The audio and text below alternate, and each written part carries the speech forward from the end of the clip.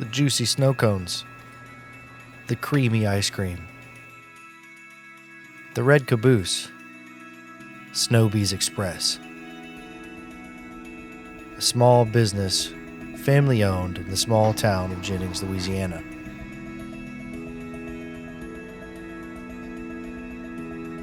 Sno B's is ran by two individuals, April and Joe.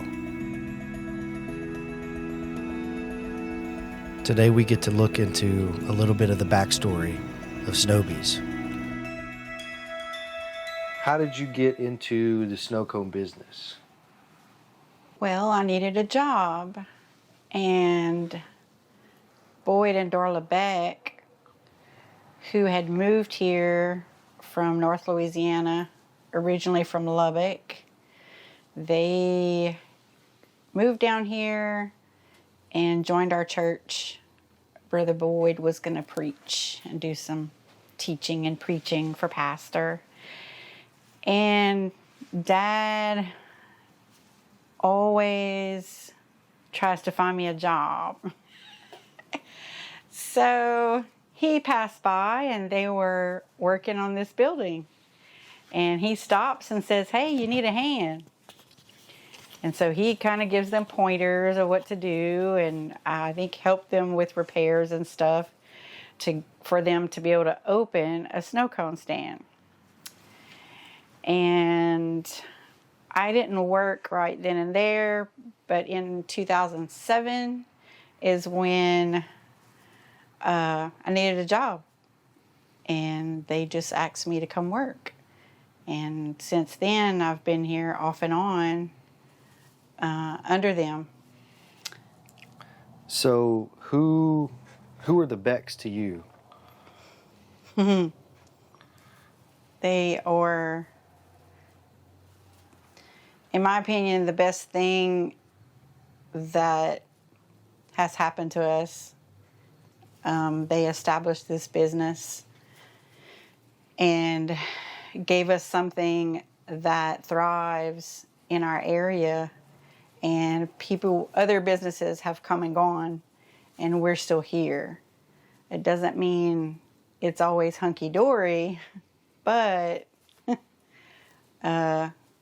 overall, they're just the dearest friends that we could ever have. When they were supposed to come, Pastor was introducing a new family that was coming to help the church, and I felt like he should have got people within our own church to fill that spot that he was looking for.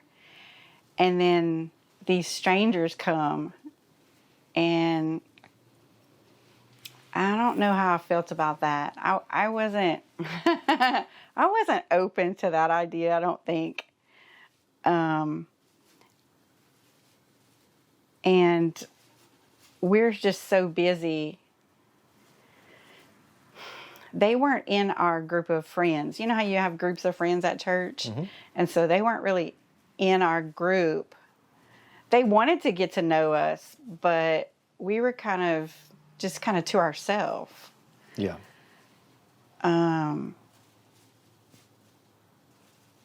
And then I started work here. And Miss Darla was really excited because she was like, "Oh, we finally get to conversate and be friends with these people." Yeah.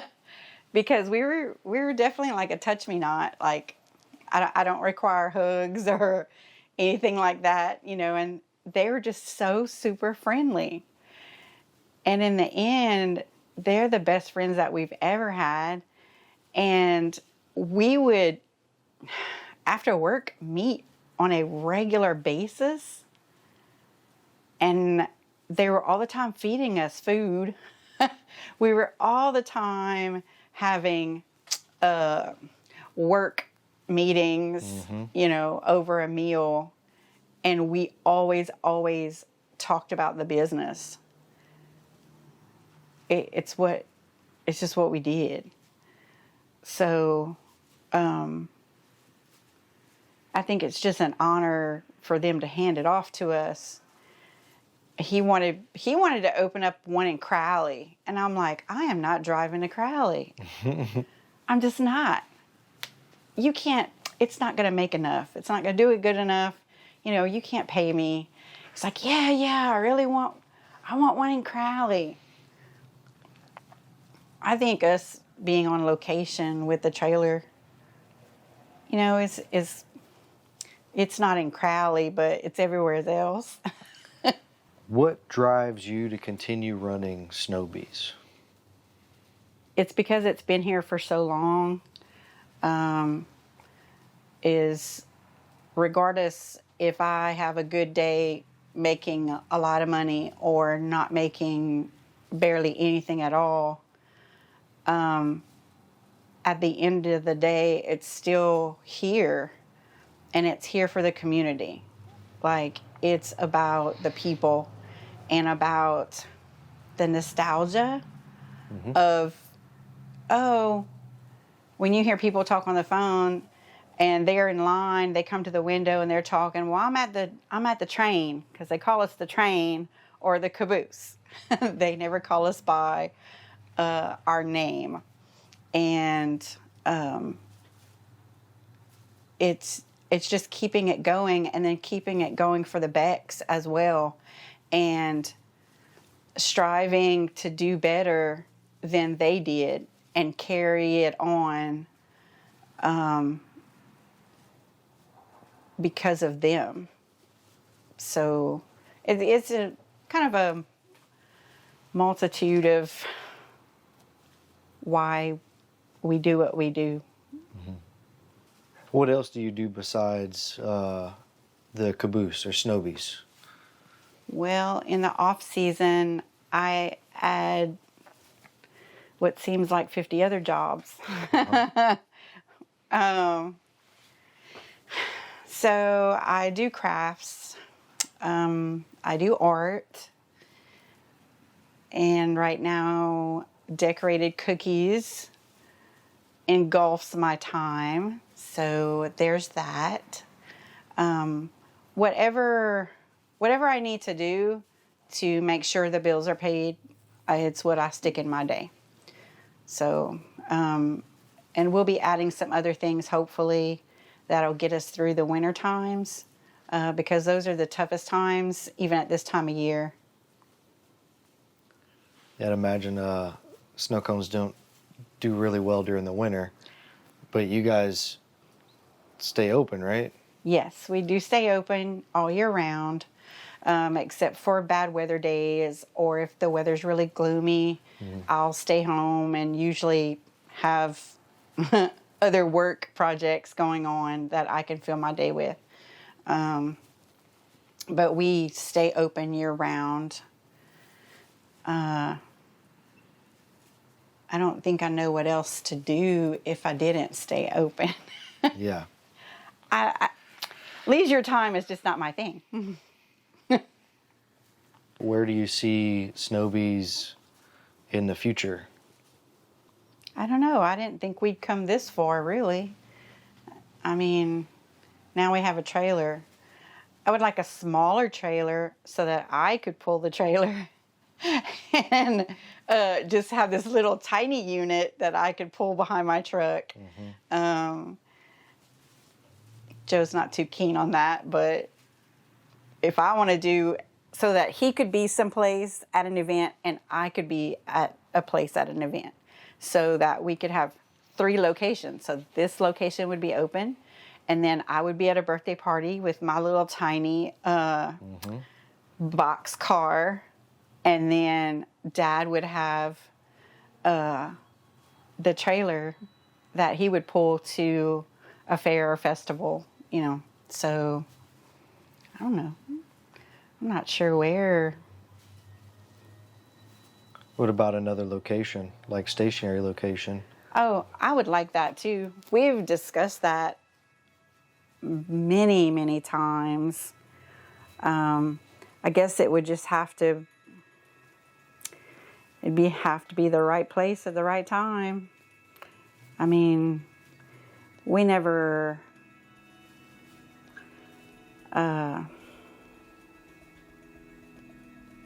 we never not think about that.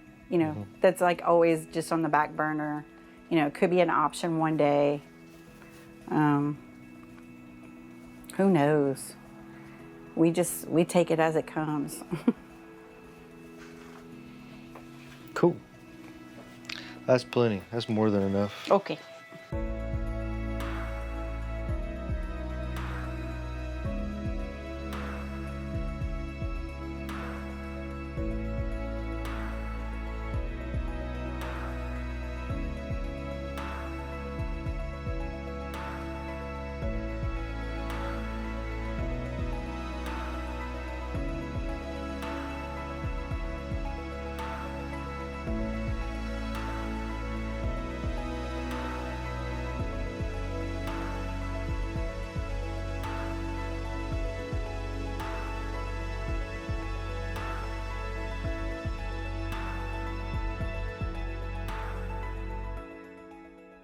So who were the Becks to you?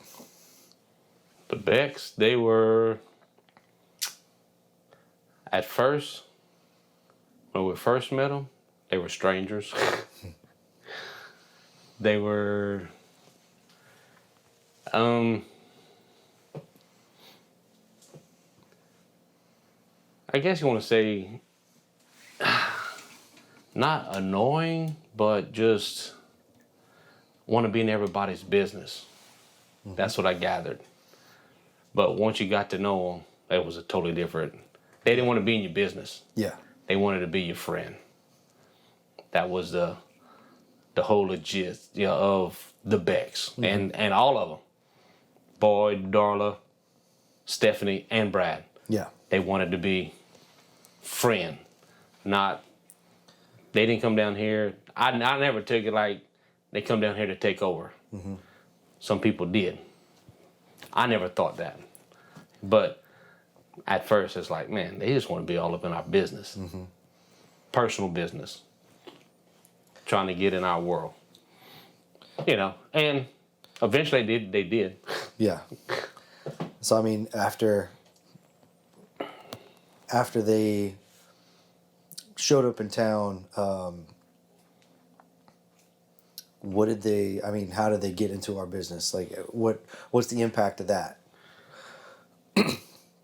Well, Boyd tried for several months to get in our world, and you know how me and Mama are. We, to ourselves, our little Orcas is tight, small. We don't let too many people in. We have friends, but it's just, we're just tight. And he called me one day to go meet him at Piggly Wiggly to look at something. And I was thinking his truck was broken. He needed me to look at his truck. Well, it was to look at the Caboose. He wanted to buy it to open up a snow cone stand. But I didn't know that until I got there. And he just asked questions. He knew that I did carpenter work and just kind of wanted my advice if, okay, can this be fixed? Can this be fixed? Can we do this? Can this be done? And he said, I want to reopen it to make a snow cone stand out of it. And, which was cool. And I told him, yeah, everything in there, it can be fixed and reopened. So they purchased it, and him and Brad, I was passing one day, and they were working on the outside, and that's two peas in a pod that didn't know nothing about carpenter work, and I just couldn't see them. They were struggling. I told them, said, hang on, I'll be right back. So I went, come to my house and got my tools, and went back to Jennings, and that's where it probably all took place about being. They got in our world. Yeah. What do you do outside of snow cones? I'm a parts man at I sell 18-wheeler parts at a shop in Lake Charles. Okay. So the snow cone business isn't your primary? No, not mine. No, that's April's. Gotcha. Why was the snow cone trailer a good investment? Well, whenever Boyd had the snow cone stand, he always talked about having a trailer. I always talked about having a trailer. And I don't know if it was just living off of his dream, but once we bought the snow cone stand, I seen the potential of growing our business to bigger than just a stationary. Because we tried doing a portable without a trailer, just in-house, I guess you want to say. I had a machine, an extra machine. I had a table set up at somebody's house. And I told April, I says, this could work. I said, it's a lot of work setting up everything like this every time. I think we can do this with a trailer. Yeah. And we can still have this set up just like if somebody would just need a small venue. But the trailer, we can do all kind of birthday parties, and then we can increase to festivals and 4th of July things, Christmas things, you name it, it's out there, you just got to go get it. It's doable. It's doable. So I started investigating and doing my research and looking and pricing and research for about 6 to 8 months before I found this one. And I jumped on it. Where do you see Sno B's in the future? At one time, I would have liked to have 3 of these trailers, plus the caboose, for the simple fact that one for me and then one for my 2 oldest boys, and then the one I'd had, my youngest boy could have ran it at one time. But knowing the hassle that you got to go through to get into stuff, get into places to set up, it's really a big hassle. So in the future for Sno B's, I would love to open up another stationary place like in Welch, just to have 2 stationary places and still have my trailer to do your festivals, birthday parties, and still have the little portable that we can do in the gyms and the houses and stuff that need to be. What do you love most about what you do here? Clowning with the kids. I like the smile on the kid's face. Give them a snow cone, they just big old smile. The grown-ups too, though. The grown-ups that like, man, I ain't had a snow cone in a long time. Man, you made my day.